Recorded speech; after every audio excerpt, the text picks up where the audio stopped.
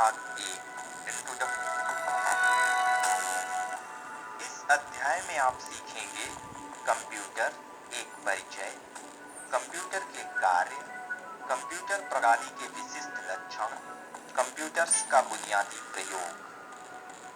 Computer का उपयोग आज जीवन के प्रत्येक क्षेत्र में हो रहा है, जैसे रेलवे रिजर्वेशन इत्यादि। इसकी उपयोगिता पत्र लेखन से लेकर जीवन के हर पहलू में हो रही है। एक कंप्यूटर कई भागों का एक संगठन होता है, जैसे keyboard, mouse, central processing unit यानी सीपीयू, मॉनिटर और प्रिंटर इत्यादि।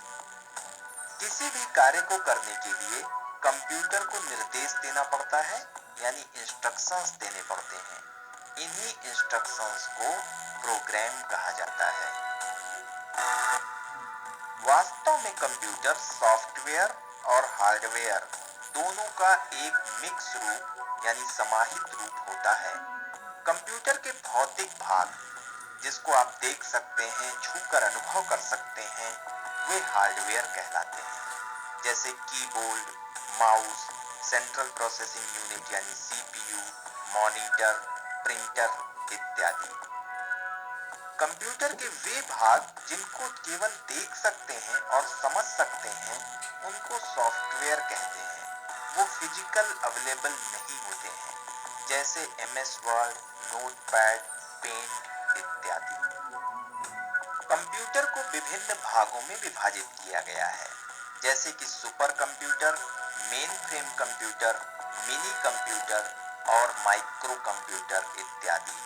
ये उनकी साइज और स्पीड के हिसाब से विभाजन किया गया है। आइए अब जानें कि कंप्यूटर है क्या। कंप्यूटर का अर्थ कंप्यूट करना होता है, जिसका अर्थ है गणना करना। हिंदी में इसे संगणक कहते हैं। आजकल कंप्यूटर का उपयोग न सिर्फ हिसाब करने के लिए होता है, बल्कि इसका प्रयोग जीवन के हर क्षेत्र में हो रहा है, जैसे डेटाबेस बनाना, रेलवे रिजर्वेशन इत्यादि।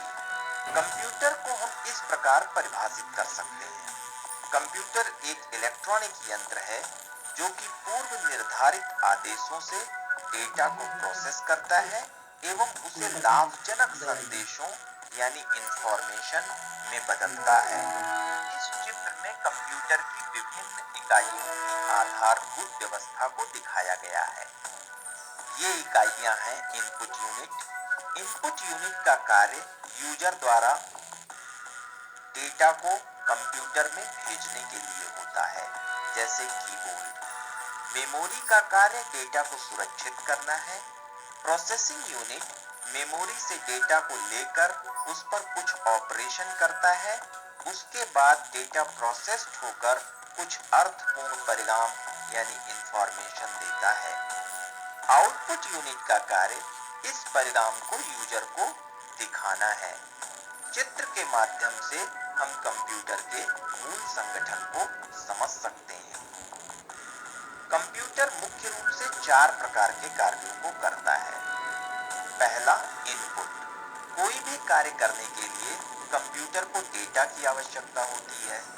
यह डेटा किसी इनपुट उपकरण की सहायता से इनपुट किया जाता है, जैसे कीबोर्ड या माउस इत्यादि। प्रोसेसिंग।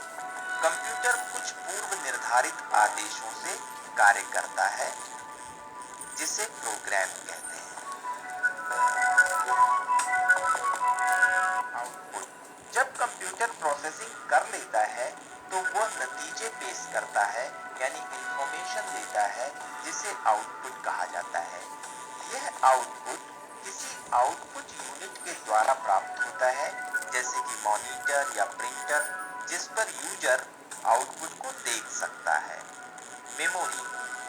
जब हम कंप्यूटर पे कार्य करते हैं तो हम अपने डेटा को सुरक्षित रखना चाहते हैं, जिसका उपयोग हम फ्यूचर में भी कर सकें।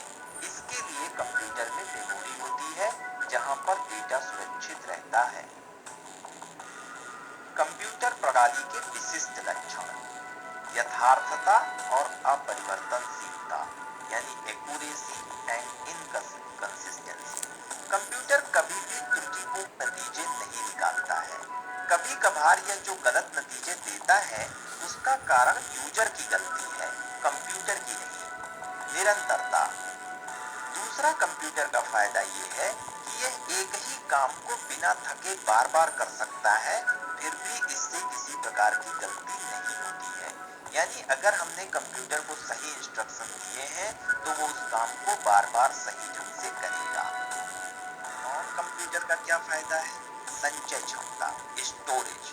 कंप्यूटर बहुत सारा डेटा इकट्ठा रख सकता है, संचय कर सकता है, और यूजर अगर फ्यूचर में चाहे तो उस डेटा का प्रयोग कर सकता है। एक और कंप्यूटर का लक्षण है कि computer is unable to think, यानी वो सोचने में असमर्थ है। कंप्यूटर अपने आप कुछ नहीं सोच सकता है। आपको जो भी नतीजा प्राप्त करना है उसके लिए हमको उचित आदेश या उचित इंस्ट्रक्शंस कंप्यूटर को देने होते हैं।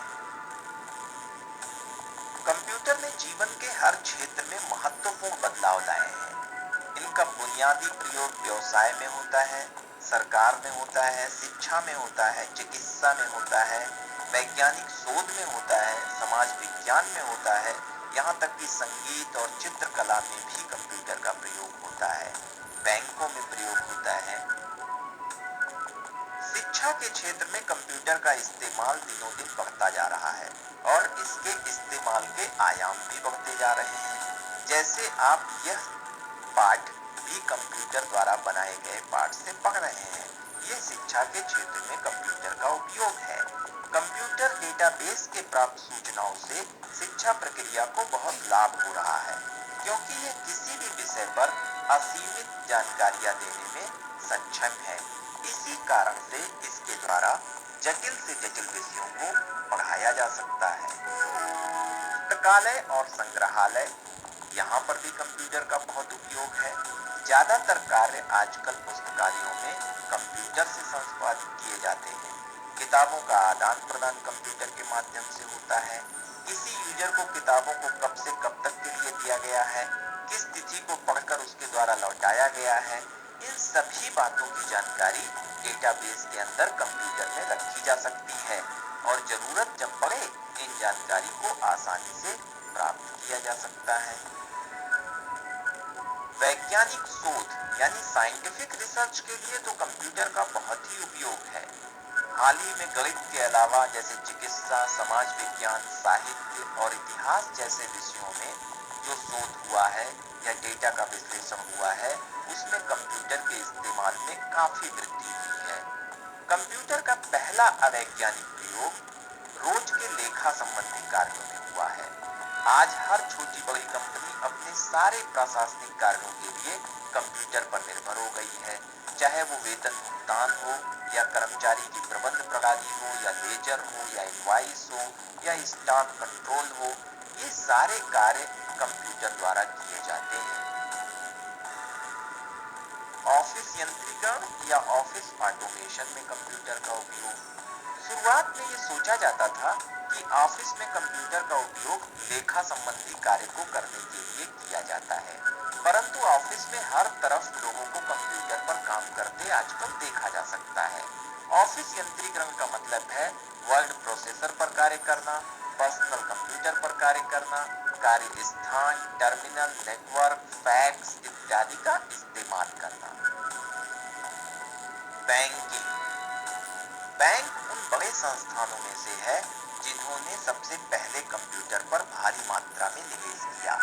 आज ऐसी स्थिति है कि बैंक संपूर्ण रूप से कंप्यूटर पर निर्भर है। आप एटीएम मशीन देखिए, इंटरनेट बैंकिंग देखिए, फोन बैंकिंग देखिए, ये सारी सुविधाएं कंप्यूटर के माध्यम से उपभोक्ताओं को बैंक दे रहा है। ऐसे आप रेलवे का रिजर्वेशन सिस्टम देखिए, एयर का रिजर्वेशन सिस्टम देखिए, होटल का रिजर्वेशन सिस्टम देखिए, सिनेमा घरों का देखिए, बड़े खेल समारोहों का देखिए, इन सब का आरक्षण कंप्यूटर द्वारा होता है। धन्यवाद।